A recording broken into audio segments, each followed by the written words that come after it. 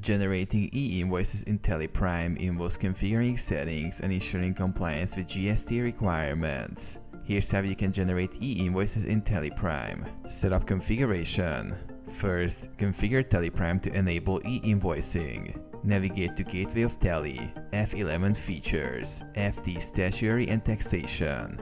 Enable e-invoicing features as per GST guidelines. Create invoice. Create a new invoice in Teleprime as usual. Enter all necessary details such as customer information, items or services sold, quantity, rate and taxes. Enable e-invoice. While creating the invoice, ensure that the option to generate an e-invoice is enabled. Teleprime will automatically format the invoice as per GST e-invoicing standards. Generate IRN. Teleprime will generate an invoice reference number and QR code once the invoice is finalized and ready for e-invoicing.